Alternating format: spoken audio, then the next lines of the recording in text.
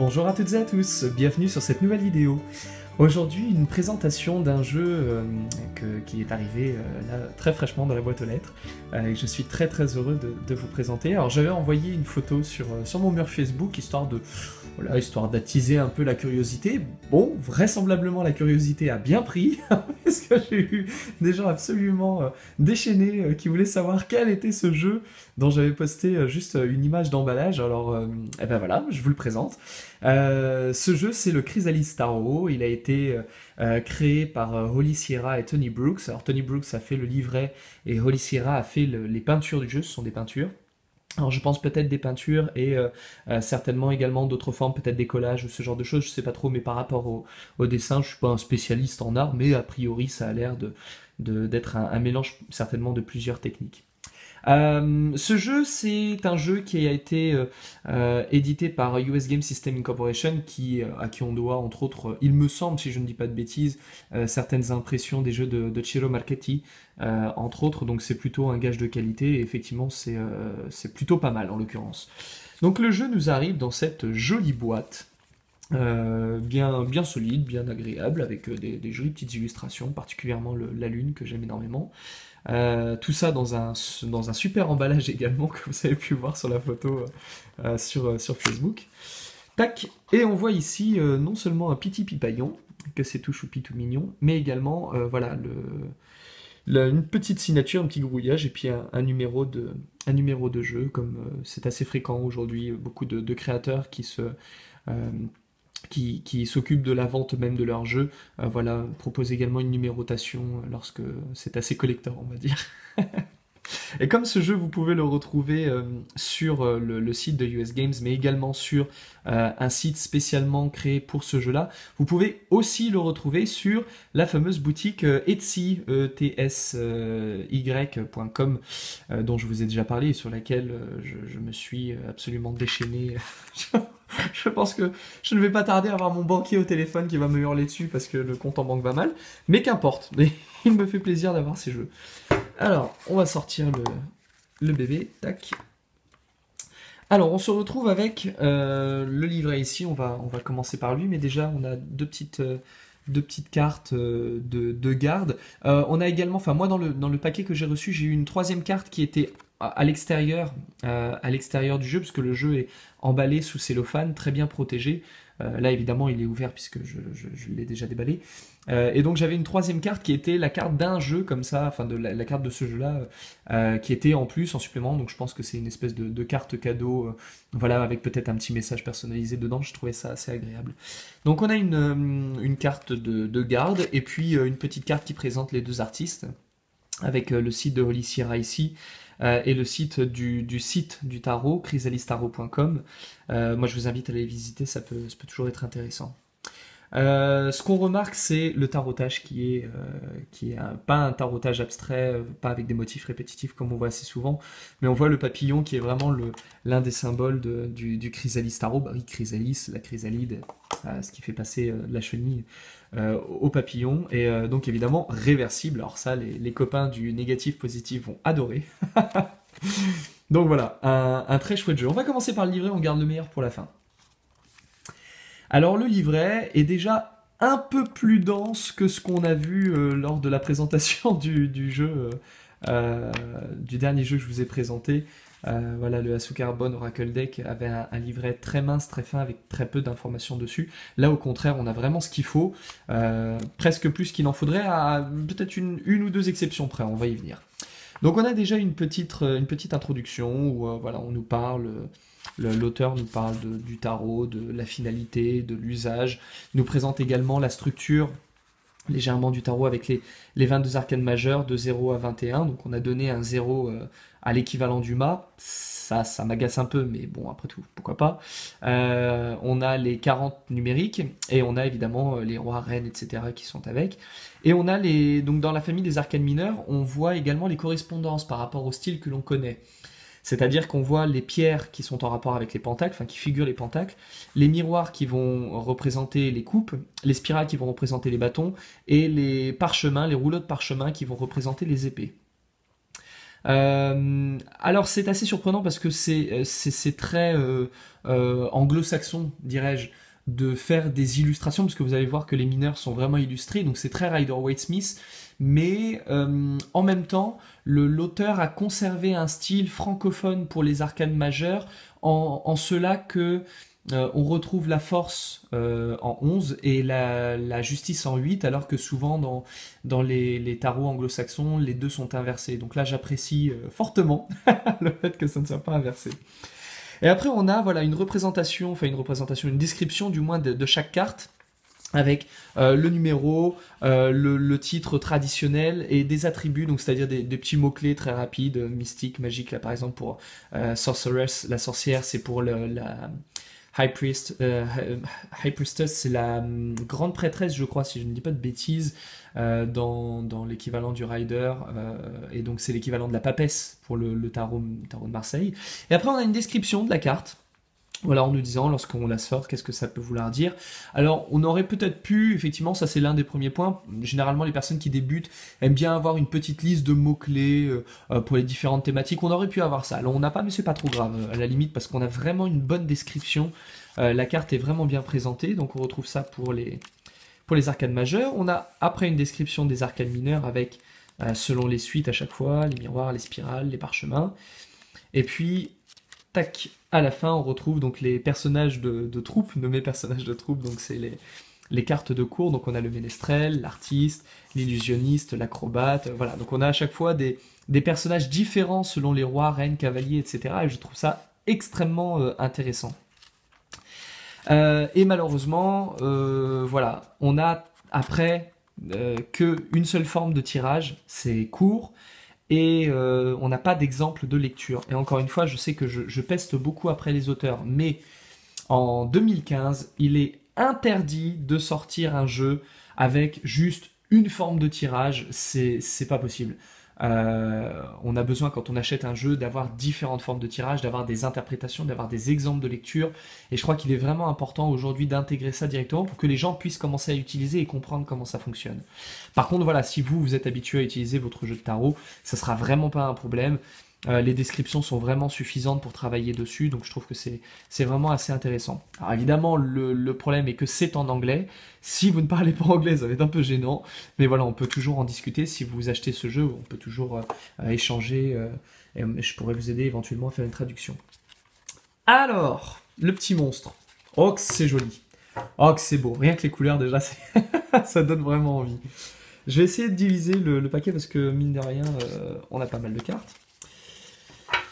Mine de rien, mine de crayon. Alors, à l'endroit, c'est mieux. Tac, par ici. Voilà. Et alors, moi, ce que j'ai énormément apprécié dans ce jeu, c'est plusieurs choses. Bon, déjà, premièrement, le fait que ça respecte l'ordre français. Ça, rien que ça, c'est déjà un bon point. Deuxièmement, parce que les couleurs sont extrêmement vibrantes. Et je trouve ça vraiment magnifique. Et le troisième point, et non des moindres, c'est qu'il est multiculturel, c'est-à-dire que on a vraiment des éléments qui vont dans tous les sens. Là, on a par exemple avec Merlin, voilà, on a une tradition un peu celte. Gaïa, là, on est vraiment sur du païen. Greenman, on retrouve effectivement un peu les personnages de la Wicca ou du druidisme. On retrouve Maat, qui est un personnage égyptien. On a Papa Legba qui est de tradition vaudou. On a Ariadne qui est de tradition grecque. On a les Golden Flowers avec les petits poissons, les fameux poissons de chance qu'on retrouve dans les traditions japonaises et chinoises. Donc on a voilà, là on a un Vénitien, on a vraiment différents éléments de plein de traditions. Là ici on voit la tradition hindouiste ou shivaïste avec le personnage de Kali. Donc c'est vraiment très riche. Et puis oh, regardez-moi ça si c'est pas joli. Je vais essayer de faire une petite mise au point parce que ça vaut vraiment le coup. Le dessin est juste sublime. C'est vraiment très très beau. Donc c'est un jeu qui ne serait-ce déjà que dans les arcanes majeures, vaut vraiment la peine d'être découvert et d'être acheté. Alors oui, évidemment, on a quand même des petites nuances par rapport au tarot classique, c'est-à-dire que si vous êtes habitué à manipuler un tarot de Marseille, je pense que vous allez certainement à plus d'un tour faire des bons de 15 mètres, ça c'est évident. Par exemple, le fait de retrouver Merlin en place 0 à la place du mât, ça peut faire frémir. Mais c'est pas grave, à la limite, adaptons-nous au jeu en question. Là, on a les corbeaux qui représentent normalement l'équivalent, c'est le battleur. On a la sorcière pour la papesse. Gaïa pour l'impératrice, alors je trouve que c'est très joli. L'homme vert, le Green Man pour l'empereur. Le divin enfant pour le hiérophant, donc le pape, l'équivalent du pape. Les amoureux pour la carte 6, hein, la carte de l'amoureux. Et alors là, on a vraiment une espèce de personnage très bizarre pour ceux qui ne connaissent pas les traditions nordiques et celtes, pour l'équivalent du chariot. Et par exemple, voilà, quand on est habitué à la dynamique du chariot avec le fait d'avoir un véhicule, le fait de se déplacer, le fait de partir en voyage, là évidemment on part dans des dimensions qui n'ont absolument rien à voir et donc on est obligé un petit peu de revoir notre copie. Bon bah la Maat parce que c'est la déesse de la justice, mais encore une fois par exemple on n'a pas la balance. Qui est un élément assez important dans le tarot de Marseille. Storyteller, donc le conteur, qui remplace l'ermite, la roue de fortune, etc. Papa Legba pour la force. Enfin, c'est vraiment un jeu de cartes extrêmement riche à la fois dans la tradition, en même temps aussi dans les couleurs, dans le style. Et je pense vraiment qu'il faut accepter de rentrer dans le jeu en mettant complètement de côté toutes les références qu'on peut avoir. Moi voilà, je suis habitué à travailler avec le tarot de Marseille. Mais je ne vais vraiment pas interpréter ce jeu-là, en référence avec le tarot de Marseille. Je vais vraiment partir sur autre chose. Parce que je pense que ce serait vraiment gâché que d'essayer de faire des analogies entre les deux. Là, le jeu est tellement riche, tellement dense, avec tellement d'informations qu'on peut aller piocher à droite et à gauche dans les différentes traditions, que je crois que c'est vraiment bien de pouvoir garder le jeu tel qu'il est. Et de ne pas essayer de faire des analogies forcément. La carte de la lune, je trouve qu'elle est superbe. C'est vraiment une de mes préférées, j'aime beaucoup. La carte du soleil également est très jolie.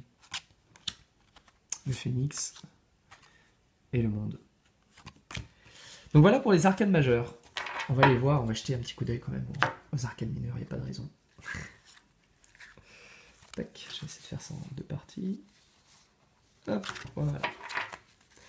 Donc ici on a la famille des pierres. Et donc toutes sont illustrées avec voilà, une teinte particulière pour chaque famille. Là, on voit par exemple le 4 de pierre qui fait référence au petit trésor, à l'argent, tout ce qui a été mis de côté. Je trouve vraiment que c'est un très très beau jeu. Il est magnifique. Là, on arrive dans la famille des miroirs, donc en rapport avec les coupes. Et là, on voit que la teinte est déjà un peu différente. On est plus dans des teintes un peu bleues, en référence avec l'eau.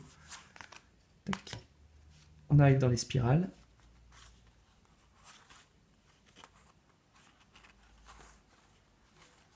Encore une fois avec des couleurs différentes.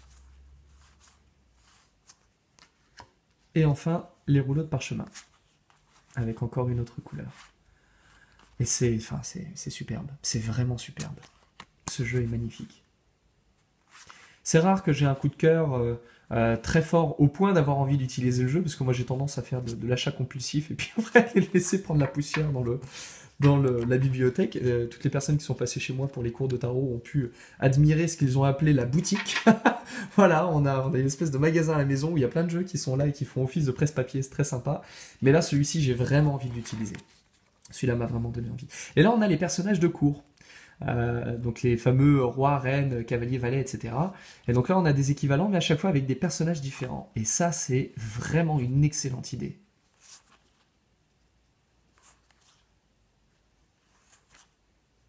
Observateur, le rêveur, guérisseur, compagnon, la muse.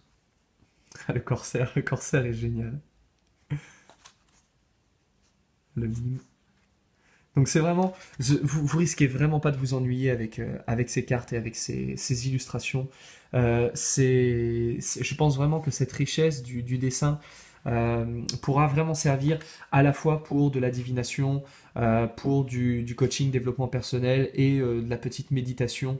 Je pense vraiment que vous pouvez avoir tout un tas d'usages avec ce jeu-là et que ça vaut vraiment le coup de l'acheter en l'occurrence. En plus, il est pas cher, il est pas excessivement. Moi, je serais prêt à dépenser des fortunes pour un joli jeu, donc je suis pas une référence, mais toujours est-il qu'il vaut vraiment le coup et moi je vous invite à vous le procurer. Et puis à voir évidemment ce que vous ressentez avec, s'il vous a plu et finalement ce que vous avez pu en faire.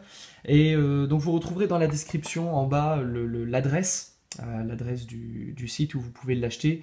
Donc l'adresse de Etsy, l'adresse de Olicira, l'adresse du jeu en lui-même, et je mettrai peut-être l'adresse de US Games, parce que chez US Games il y a énormément de jeux différents et très très bien, très sympa. Et là, en l'occurrence, on voit que ce jeu est plutôt de bonne facture. Les cartes sont fines, elles sont vraiment très fines, mais elles sont pas, c'est pas du papier quoi, ça se tord pas. Elles sont bien, elles sont résistantes.